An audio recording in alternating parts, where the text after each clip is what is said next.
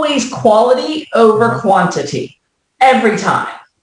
Hello everybody. In today's episode, we had with us Meg Coffee.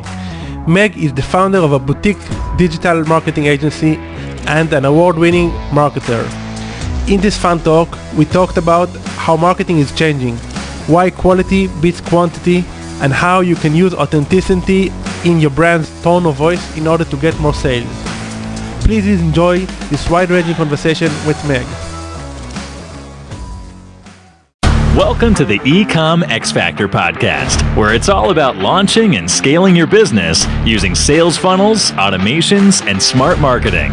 And now, please welcome your host, the founder of EcomXFactor, Yaron Bin.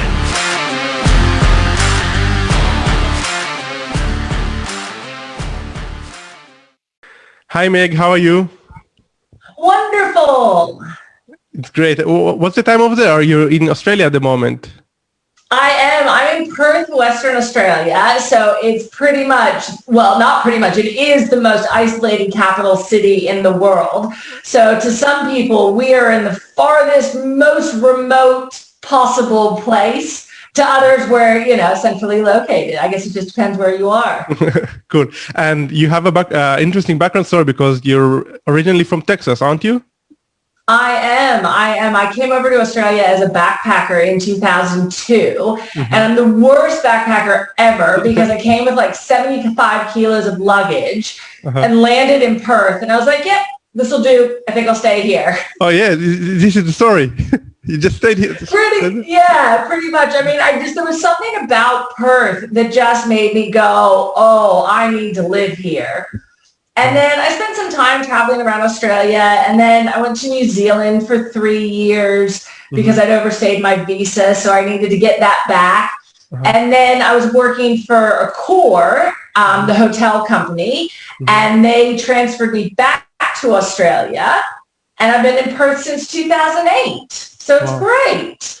Awesome. Yeah, but it's interesting that because me and my wife, we're digital nomads, and in the last 2 years, we've been traveling to different locations, but we found one place that seems like the best place for us, which is Chiang Mai in northern Thailand. But I find it interesting that the fact that you arrived and you immediately understood this is the place for you. Yeah, look, I've been really lucky to live in a lot of places in my life. I've lived in Switzerland when I was in high school, and I lived in London when I was in uni. And so I think I blame my parents. I say it's your fault that I don't live in Texas anymore. You opened me to all these new ideas, and I fell in love with the world. People say that Perth is a lot like Dallas, so maybe that's why I felt at home. But yes, something about Perth. It is honestly the greatest city in the world for your day-to-day life. And look at COVID. We are basically COVID-free. I don't want to jinx myself, but we had to wear masks for 5 days. Wow. That's it. That's cool. We haven't even had 1,000 deaths in Australia. Wow. So it's a completely different world over here. Is it more relaxed? Like the pace is slower? Yeah, definitely. I mean, and I think that's what I love about Australians so much is it's about the lifestyle. You have to work hard, but then you play hard as well. And you value the outdoors and you value nature. If you've ever met somebody from Perth, they will talk to you about the weather. And genuinely mean it. Like it's an actual conversation where I think outside of Perth, you talk about the weather when you're bored or when you don't have anything to say. No, we actually, because if the weather is good, we can go to the beach. And if the weather is bad, well, we can still go to the beach because it's never really bad here.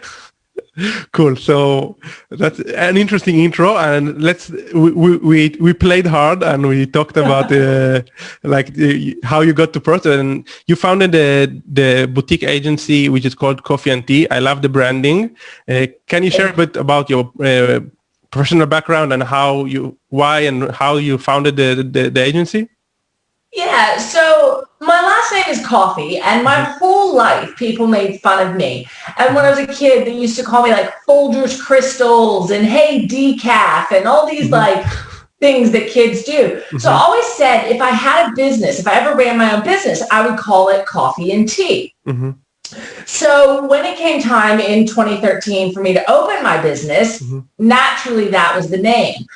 I think I'm lucky that I work with tourism and hospitality clients, because if I was in mining, it might be a bit weird, or if I was in, a different industry. But tourism and hospitality, coffee and tea, just it works.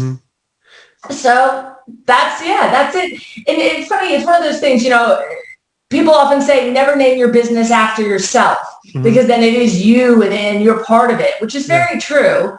But that's what you're buying into. You're buying into Meg. You want Meg's advice and Meg's thoughts. So I love that I named it after me.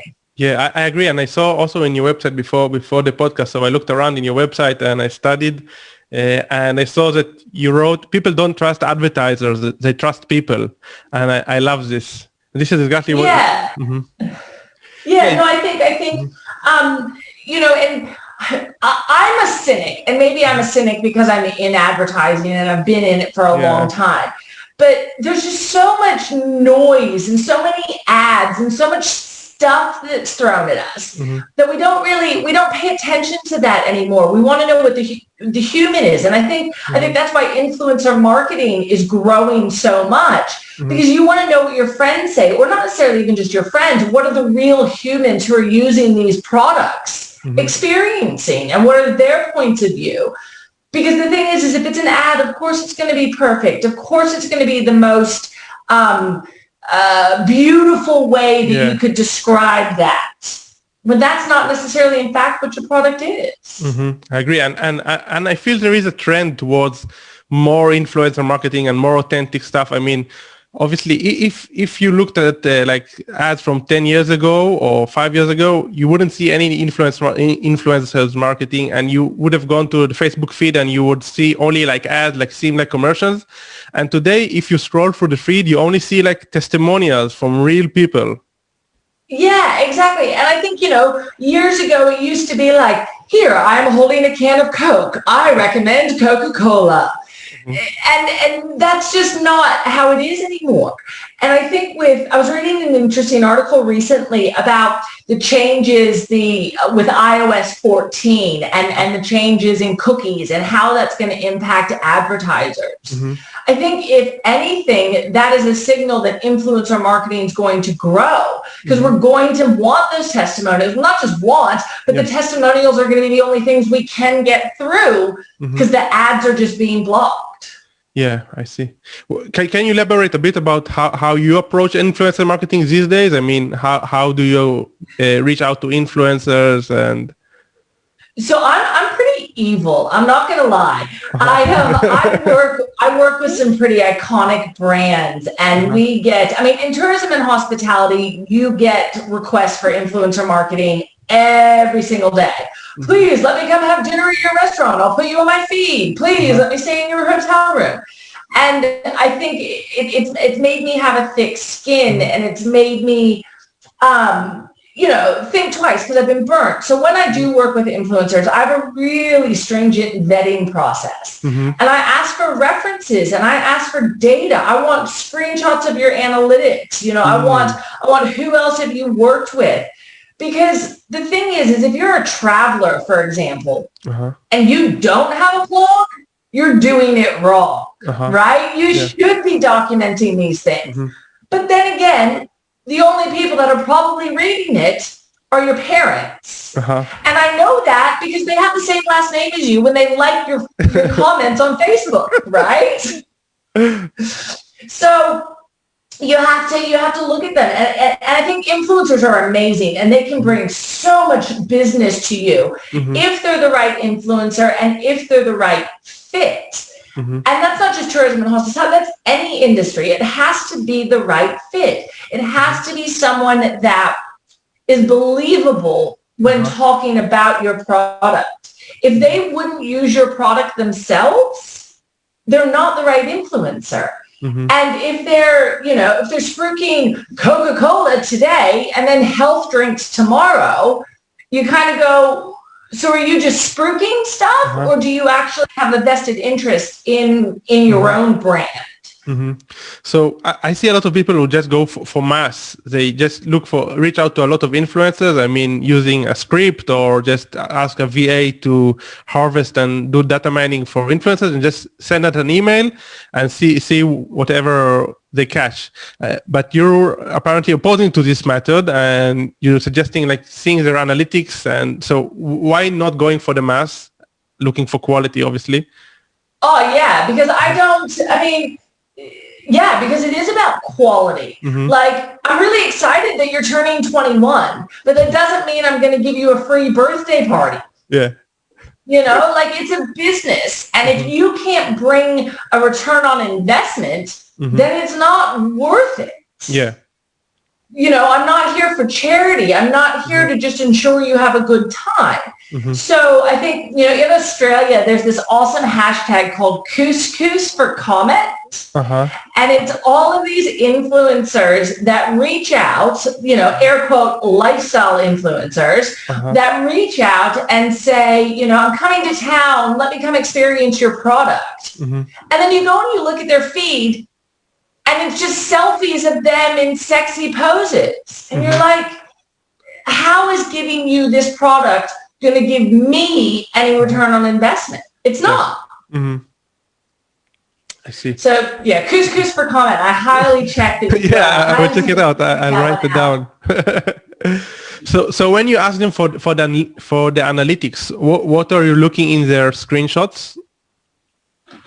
Screenshots. I'm looking at all kinds of things. I'm looking at, we all know that any metric, I can give you any metric to make me look good, right? It's how those metrics, it's how those metrics work together. It's, your reach and your impressions. It's your average time spent on page. It's your pages viewed. It's your, getting all excited and talking fast. It's making my throat scratchy. I look at how the metrics interplay with each other. And I look as basically at the kind of engagement you're getting on Facebook. Is it only your relatives that are engaging with you? Or I look at, it depends. Everybody's different. And a lot of it depends on how you write that initial approach. Yeah. If you approach me like you are a business and you go, here's my media kit, here's what I can bring to you, then I'll go, sure, let's have a conversation. And, I might go, oh, look, you're just not getting the unique page views that I need. But come back to me when you hit 5,000 or 10,000 or whatever it might be, and then I want to work with you because you are a professional. And do people come to you afterwards, or just say, okay, let's move on to the next one? I had one come back to me and, she was legitimate. It was just the value of the experience that she was asking for, I couldn't justify at that time. But when she came back and she was like, look, this is what I've done and I'm still really wanting to work with you guys. I love your products. I love your philosophy. Do you think we can do it now? And I was over the moon and happy to work with her because, she proved herself. And what else do you ask them? I mean, how does the negotiation work? Do you normally do affiliate links, or you give them? Obviously, it differs depending on the industry, but normally, what is the best practice that you recognize? Oh, look, it really does. It depends on everybody is different. Affiliate links are fantastic. Then again, it's hard when you're, say, on Instagram and you don't have that ability to link through. So it makes it a little bit harder. I mean, you can say, here's my promo code and, shout it a million times. I have various objectives. Sometimes I just need backlinks and I just want traffic. Other times I need access to distribution and I want to make sure that I am in your feed and I'm all that you talk about. Everybody's different. And I say that and I don't want it to sound like I don't have a plan, but I do. Like I have a vetting process and I think maybe a lot of it's gut feel as well. How are you approaching this conversation? Are you approaching it like it's business, or are you approaching this like you're just out for a free life? Yeah. But you know. this probably happens a lot in the tourism industry and lifestyle influencers, as you mentioned. Yeah, definitely. But, like I've got some property clients that I work with, and, they, building a home is huge, and we're going through a building boom in Australia right now. And so there's all these influencers that are, they've created Instagram accounts for their house, and they're building their house. And they're not necessarily doing it to get free stuff for their house. But of course, if that's a byproduct, then that's too. And you look at them and you look at the way that they've set the account up, the way they tag people, the way that they put the content out there. And you go, you guys get it. You understand how social media works. You understand how influencer marketing works. I want to work with you. As opposed to people who are just, I don't know. That's what I mean when I say it's a feeling when you get that people just are out for a free life. I actually had a podcast by Terence McKenna. It's not related to marketing. He's a guy who used to preach about psychedelics and stuff like that. And he had an interesting talk about intuition. And he said that people attribute intuition to be very feminine, and intuition got like a bad name. People consider intuition to be not data driven and very guts feeling. But he said that this is incorrect. Intuition is based on the data, and it combines your experience and understanding of the data into like a product. So this is why I agree, because there's no definite necessarily metrics or benchmarks, but it's based on your intuition and your gut feeling, because you've seen a lot of influencers, so you can tell who is bullshitting and who isn't. Well, yeah, exactly. It may not be that hard data that I could produce for you in a spreadsheet, but it is. It's all of those touch points over the years that add up to make me go, yeah, this is how I feel.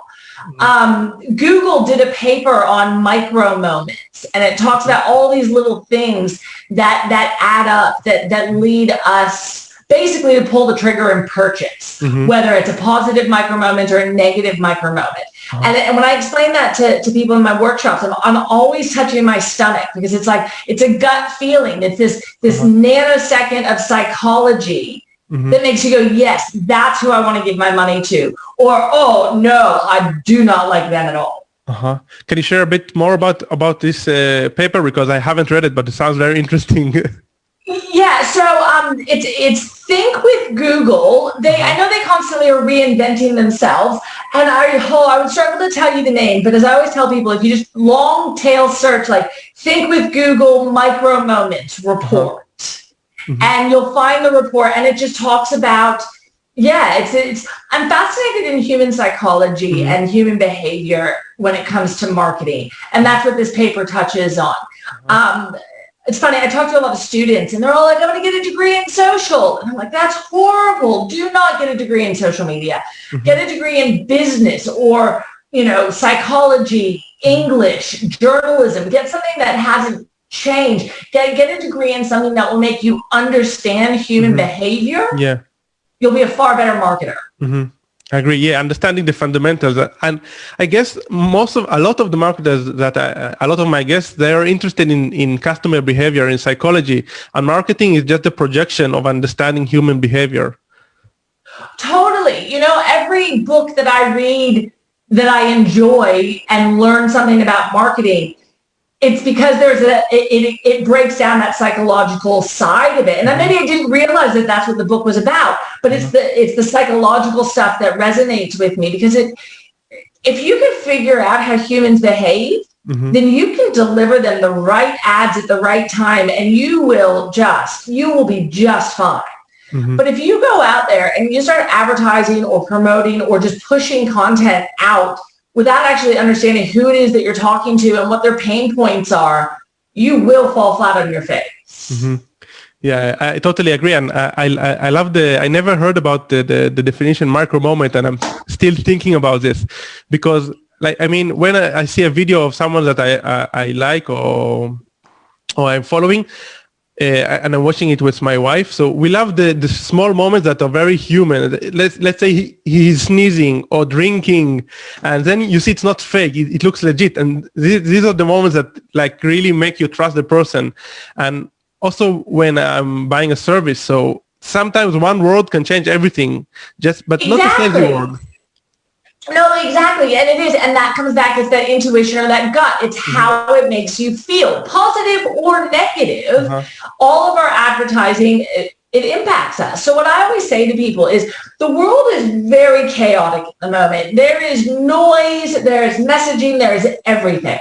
And there's very little as marketers that we can control in the world. But what we can control is the messaging that we put out. So make sure that every message creates a positive touch point, creates a positive micro moment, because you never know if it's going to be that email or if it's going to be that this or that causes that trigger. But if you always are constantly touching them, and people laugh at me because I'm like, touch your customers, but it's true. Like if every time that you're touching them, it's a positive way. Then when it comes time to purchase, they will pick you over your competitor every time. So how do you go about and touch your customers? I mean, what is like, how do you think about approaching customers and creating this positive vibe? Well, you've got to understand who your customers are. You've got to spend time doing the research, getting to know them, understanding, buyer personas and what makes them tick. Don't just think that everybody is like you. I mean, you might be your ideal customer, but there's a whole lot of other customers out there. And what makes them tick? Ask questions, I guess, which is funny for me because I do a lot of talking, but I need to do a lot of listening, and what are your pain points? What don't you like? What would make your day better or easier? Especially in today's world, what would make your life easier? How can I provide you with a solution to make things simpler? I don't need you to complicate my life. I don't need you to make me think. And, sometimes in entertainment, like, I don't want to think. Just let me put my rom-com on and enjoy it. So I think as marketers, we need to go, okay, we are reaching people on their phones when they're in bed. We're reaching them when they're on the toilet. We're reaching them in intimate moments. So let's make sure that we're giving them information that's going to be useful and helpful, not information that's going to make them go, oh, not these guys again. Yeah. I kind of think I have an intuition that the direct response marketing is kind of evolving, and it is scary. It's focused less on scaring people and creating like enlarging the pain and becoming more empowering and more positive. Do you think I'm correct? Do you feel this way as well, or not necessarily? Yeah, it's really funny because I think traditional media gets a really bad rap.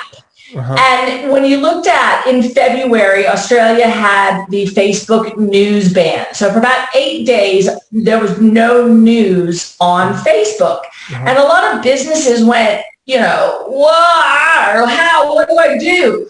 And it made it very obvious that we are playing on rented ground. And we need to look back, because here's the thing. You want news? There's this thing called a website. You can go there and get news. You don't have to go to Facebook. And so I think we're re-looking, at things. You made my brain get all excited. I think we're looking at a lot of things. We're looking at traditional media being trustworthy, because we look at social media and there's so much fake news and there's so much animosity. And so you look at, direct response or email marketing. I mean, I am obsessed with email marketing at the moment, because I can send an email and I can get directly in your inbox and not be thwarted by an algorithm. So I think we need to, we're re-looking at how we do things. I think, if you just send a flyer out in the mail, no one's going to pay attention to that. We, it's been years ago, we did this direct mail campaign. It was for high tea. And what we did was we actually made postcards, and I hand wrote the artwork. Nice. And I made it look like I was sending you a postcard. Okay. And basically it was a coupon that said, hey, come down to the restaurant and check out high tea. But it was something that came in the mail and you went, that's heavy, that's square, that's different. What is this? Let me look at that. It created positive feelings in the gut. Great. And the response was incredible. This reminds me of a workshop by Dan Kennedy, and he says people love big boxes. Send them big boxes. It's something different. It's something out of the ordinary. If you're going to do direct mail and you're like, oh, but it's so expensive, don't do a cheap flyer because you're just killing trees. If you're going to do these things, coming back to what we talked about a little while ago, it is always quality over quantity every time. Yeah. Before you said this, immediately I already thought about, okay, she's focused on the quality. She's not talking about quantity. And then you said this, but did you move away from quantity, or from the get-go you focused on quality? I mean, did this some sort of evolvement because you understood you don't want to appeal to the masses and it's better to have quality message instead of just having a lot of PR and backlinks and stuff like that? Don't get me wrong. There is a place, for mass mail outs and blasts and things like that. I think in today's world, you're far better off niching down, finding your little audience and mastering it. I'd rather have 500 followers and talk to them every single day than 5,000 followers who just don't really engage. I think, maybe if you're a Nike or you're somebody that's making mass products, then you do need to get your products in the hands of as many people as possible. But I think the effective marketing that's happening today is when we narrow down, when we niche down and we go, you know what, this is specifically who I'm talking to. This is who this campaign is specifically targeting these people. Yeah, segmenting your audience. Definitely. And I even do that with emails. When I send a full database email blast out, whatever. When I niched out, the other day I sent an email out and I was stressing about it. I was like, this is only going to 400 people. Is it really worth my time sending it? And then I realized if I could sell 400 products, that's all it was, tickets to an event. So it's like, to be honest with you, that's my capacity. I'd rather send it to these 400 that have proven to me, they open my emails, they click my emails, they respond, because I'm going to get, and I got like a 70% open rate. Wow. Winning. That's nice. I'll take it. And sales out of that email, So I think, I'll niche down all day. I'll segment down all day as long as I'm getting results. But when does it start to be like overkilling, over-segmenting, and maybe not worth your marginal, you know what I mean? Yeah. Well, I think every business knows that. If you're sending an email to 3 people, that's probably not worth the time.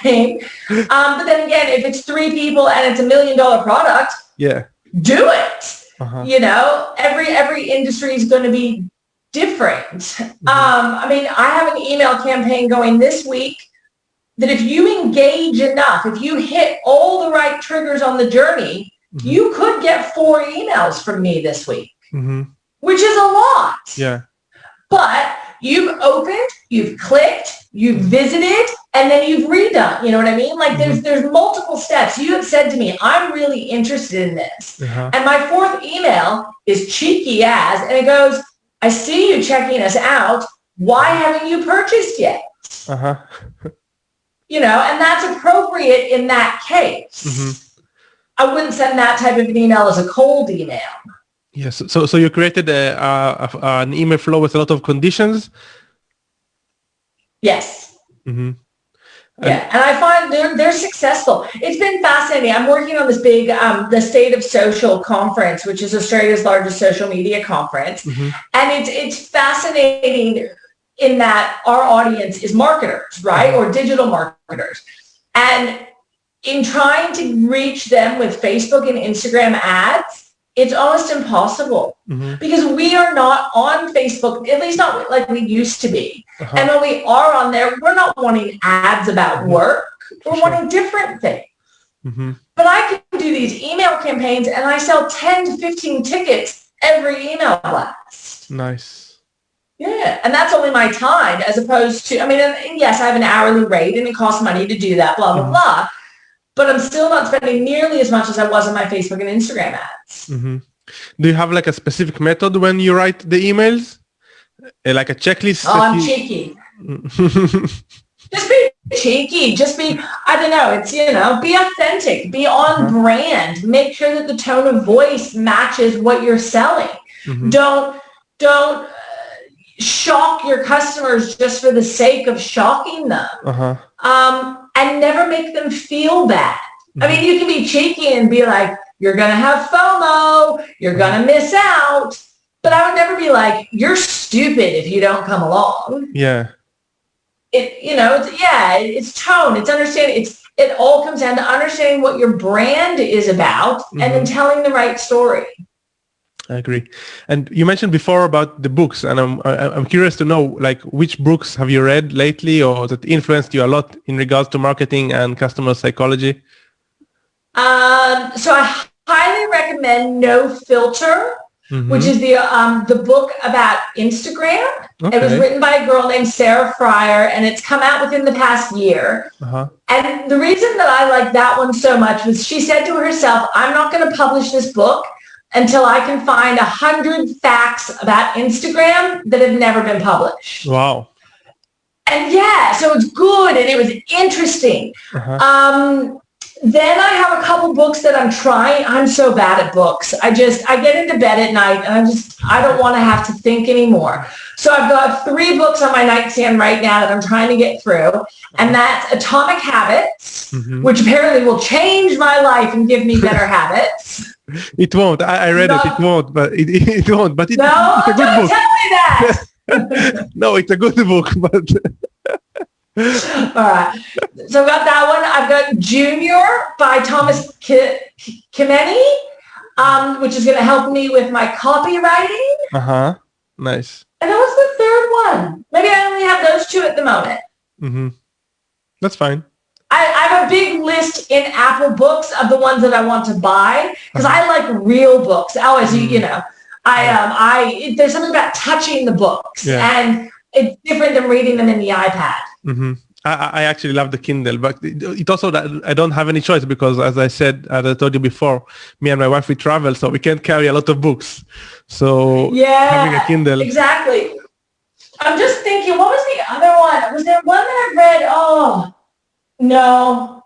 I think the other ones are like fun books for me to read. But like I said, I struggle with books. I won't give me my stupid rom-com. Like I think I've watched every episode of Schitt's Creek 100 times, because I can just put it on and I can fall asleep to it. It's noise in the background. I do enough thinking during the day. That's great. Before we started recording, we talked a bit about Pinterest ads. So can you share a bit, what are you seeing? What are the trends that you're seeing these days with Pinterest? Yeah, so look, Pinterest is an interesting platform. It's like the quiet assassin, right? It's been around since 2010, and it just seems to slowly chug along. But within, I don't know, like they definitely have doubled down on their marketing, and they're definitely trying to get things out there in a way that I haven't seen before. And I go through, I ebb and flow with Pinterest. When I bought my house and I was remodeling my house, I was obsessed with Pinterest. When I'm planning trips, all about Pinterest. But on the day-to-day, I don't use it like others do. But what I'm finding is that if you are in travel and tourism, Pinterest is like, now is your moment on Pinterest. Right? It's something like searches on Pinterest are up 66% year on year when it comes to travel. And it's because it's the image gallery, right? You can find these amazing destinations and you can pin them. And whether it's your bucket list trip, one day I'll get there, or it's, planning for a weekend away, that visual element to the consumer is amazing. Mm-hmm. And then as the business, all the metadata that goes behind that image and the fact that, they can find this image of mine, pin it to their board, come back 3 years later and provided I've done all my right linking and things like that, they can come directly to my website, directly to the page to book that experience. There's no other platform that offers that. I agree, and I don't know if I never validated the data, but apparently Pinterest is like the third biggest search engine these days, or something like that. Because people go to Pinterest and search; they don't just scroll in the feed on the board; they also actually actively search. Yeah, totally. I never scroll the feed. I'm always like, gray walls with white trim, or native plants for the garden, and you see what comes up, and then you scroll, but you start with the search. I think a lot of people go to Pinterest with intent to find something specific. Yeah. As opposed to, say, a Facebook or an Instagram that you just open up and you're like, yes, cool, scroll, cool, whatever. It's different. Yeah, I agree, and it's a very important distinction to do. Like, if people are with intent or with no intent, it goes without saying. Like, marketers understand that this is straightforward for them, but people who are just beginning, they don't really understand the difference between a platform that people have high intent, like Pinterest or let's say Google Search, in opposing to Facebook and Instagram. And it's exactly what you said, that you should understand where is the customer at in his journey, and is he hot or is he cold? Just like in his bed, just reading along, and he's not expecting ad about serums or anything like that. Yeah, and I think that's what a lot of marketers have lost. And I don't know if it's because we have bosses that are just hitting us to drive, sales, and really putting the pressure on. But we've lost a lot of that. Just that old school understanding who your customers are and what their pain points are, and then devising a solution that will make their lives easier. We just go, here's my product, buy my product. And we've lost sight of the customer. We focus too much on ourselves and not enough on the customer. I agree, and I also think it has something to do with the fact that it was easier. Like 3 or 4 years ago, people were not used to all this stuff. So as a marketer, you could have just gone ahead and exploit people and run Facebook ads, do whatever you want, and you would have become successful to a certain degree. But now the game has evolved, and customers are more suspicious because people scam them. So you need to be much more professional these days. Well, exactly. I mean, how many examples have you seen of this is what the ad on Instagram was, and this is the product that arrived? Night and day difference. And I think that there's so many bad examples of e-commerce out there at the moment. Mixed in with the fact that people are using ad blockers at a higher rate than they ever have, as well as just the generational shift in how we buy, plus then the shift from the pandemic in how we buy. We as marketers need to rethink how we go out there and sell to our customers. So your plan is to double down on email listing and create your own assets, and instead of renting eyeballs from Mark Zuckerberg? Yeah, exactly. Look, I mean, social media is important, and you can't discount it, and you can't discount the social proof that having the page gets, or having the Instagram feed. But at least for the Australian audience, I mean, for any audience, you should 1000% be focusing on your email list and your website and your SEO. But for the Australian audience, I mean, they had that real shock when that Facebook news ban came in. And now, look, a lot of people loved it because they're like, finally, it's only my friends and family on Facebook. It's great. Can we keep it this way permanently?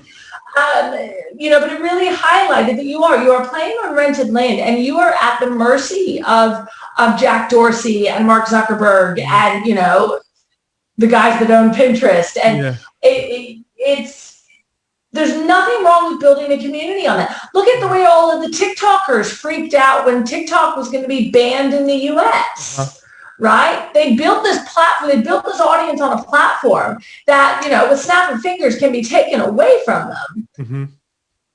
You need to have other touch points. You need to have that website. You can't just go all in on one thing. Mm-hmm. So do you have any examples of customers that came to you and they didn't have like any community or no like assets, and what exactly did the process look like of building the community and building the assets, except for the mailing list, which is kind of straightforward, but let's say a forum or a Facebook group is kind of renting. It's 50% renting, I mean, because they're, even more. But do you have an example? I mean, I guess with what we do at Coffee and Tea, it really is about community building. Mm-hmm. When property clients come to us, we go, look, I'm not going to sell land for you. Like, I'm not just going to put up a photo of a patch of dirt and be like, buy my land. That's not what we do. But what we do is we will convince you that you need that land, because when you live in this community, you get this, you get this, you get this, and you get this. And don't you want to live in this community? It's amazing. By the way, here's some land that you can buy. So it's looking at the product, looking at the problem the marketing needs to solve, and then finding the pain points of the customer and working on that and building the community around that. It is giving back way more than I take. It is putting posts up that have no intention of sales. They're purely educational, purely informative. Because you know what? I'm the authority on this topic. Yeah. And when it comes time to sell to you, don't worry, I will. Yeah. But you're going to believe me and you're going to buy it because I've proven to you over the past X amount of time that I'm legit and I'm honest and I'm trustworthy. Yeah. Because people don't like to be sold. They don't like when people sell to them. So I think marketers should shift from selling to attracting. You should attract your customers. Exactly. I always say, and it's maybe really blunt and honest, but like, I don't care what you look like. I don't care where you come from, what language you speak, I don't care. To be honest, I don't care anything about you.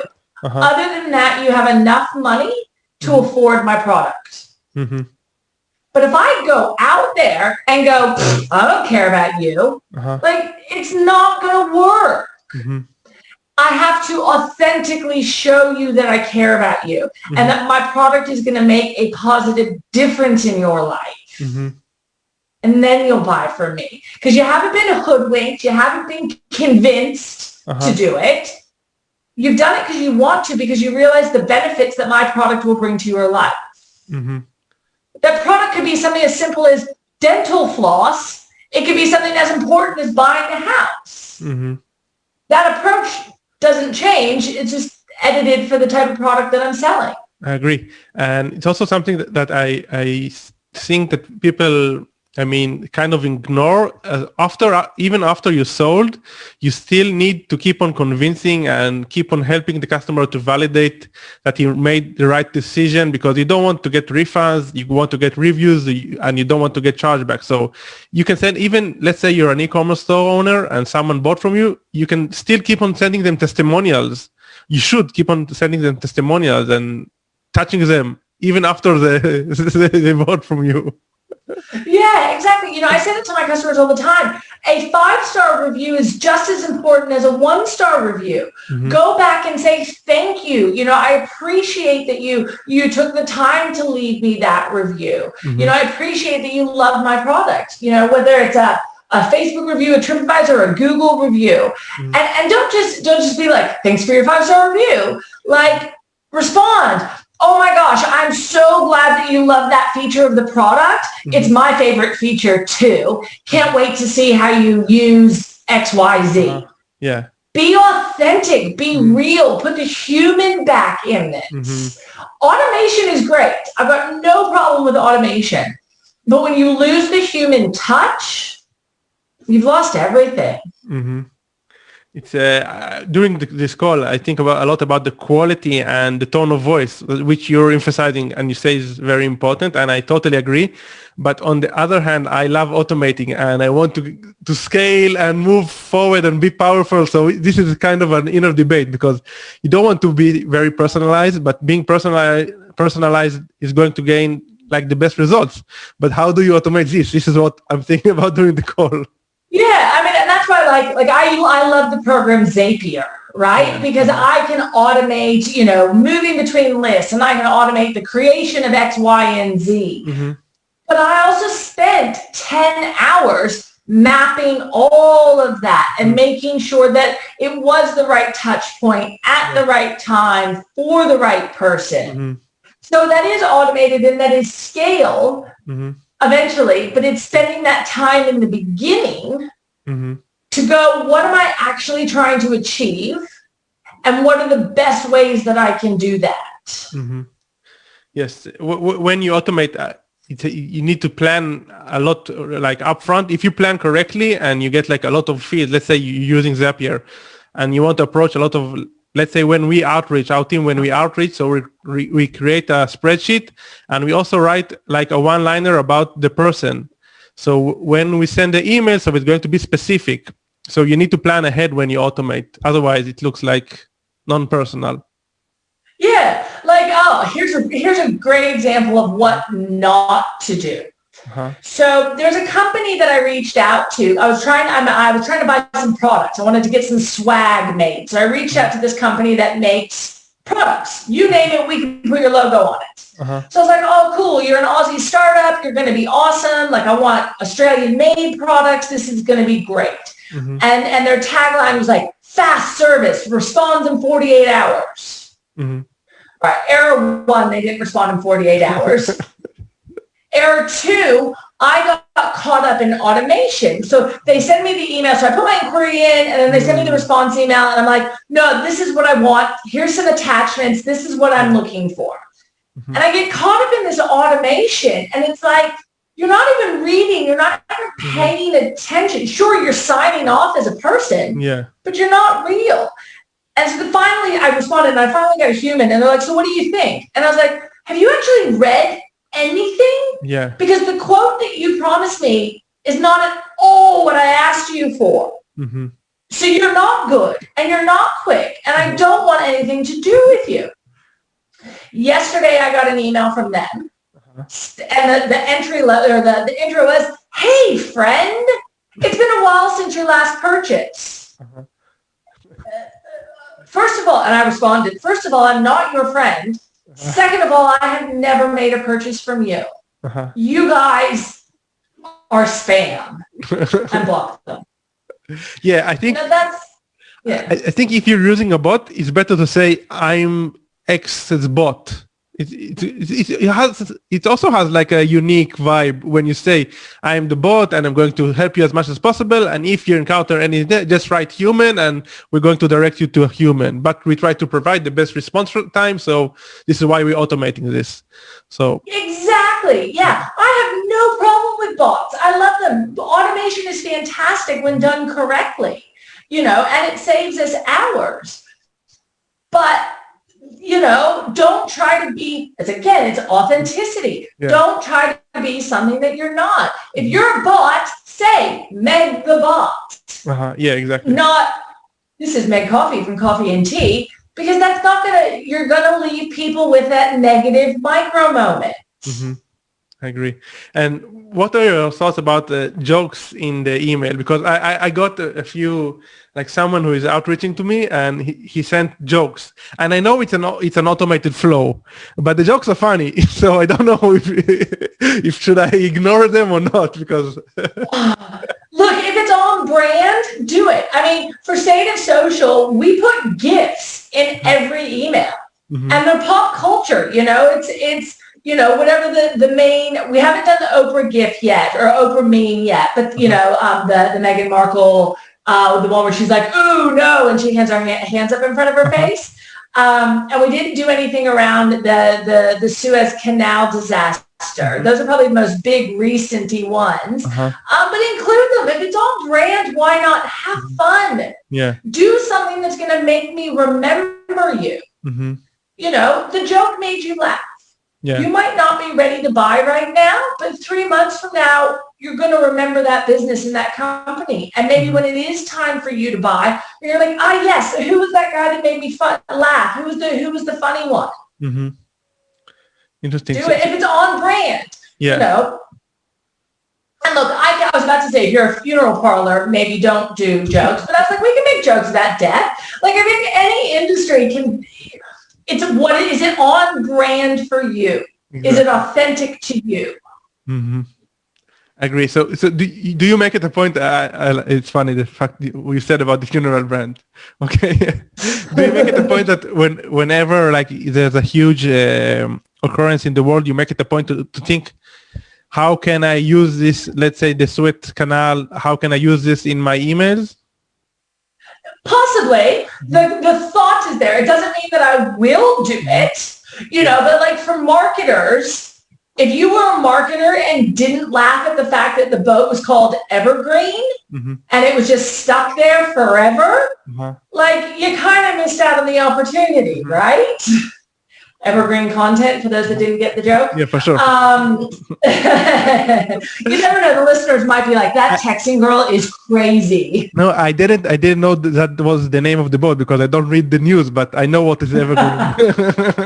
Yeah, exactly. See, but that's the thing, you know, if your listeners or your readers, if they're not people who are engaged with pop culture, like if you were to just send the Evergreen thing out to like my mother, she'd be like, huh? What?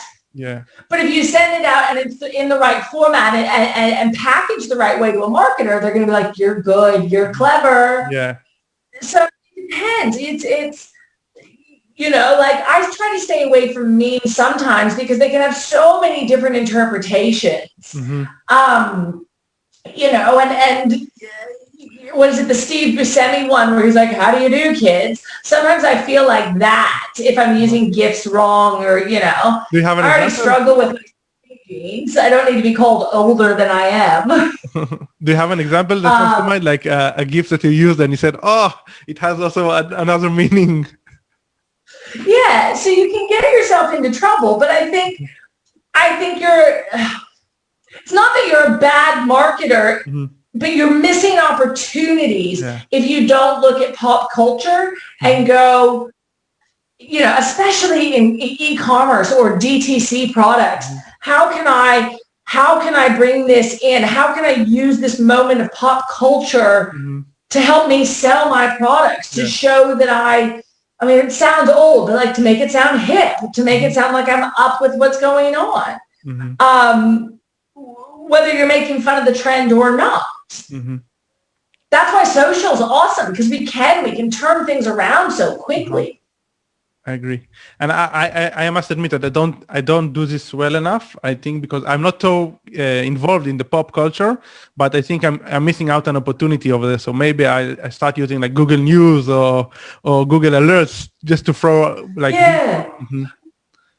I mean, for me, I'm obsessed with pop culture because it's my shut off. It's my way of, my brain doesn't have to work if I'm watching a Married at First Sight or if I'm watching, you know, trash television.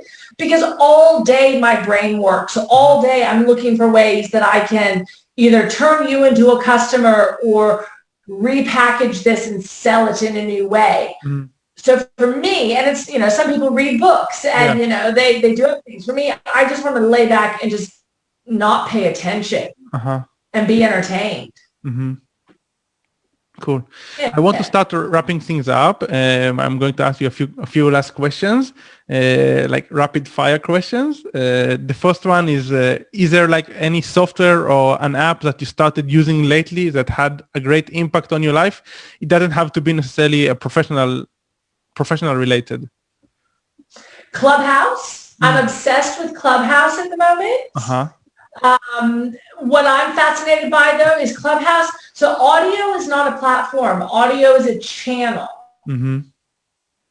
is Twitter Spaces going to kill it? Is now LinkedIn Room, and then Spotify's doing, everybody's jumping on the audio trend. So as far as an app, I'm obsessed with Clubhouse. I tried playing around with Dispo, but look, disposable cameras, I get it. I was obsessed with disposable cameras when I was much younger. Now, if I take the photo, I want to see it right now. So I didn't really last on Dispo. Okay. Anything else? That's it. No. I'm pretty simple. I like what I like. And you mentioned a few shows that you watched lately, Schitt's Creek and yes, I'm obsessed with Schitt's Creek, and it's what I put on. It's what I put on when I go to bed at night. I just put repeats on Netflix.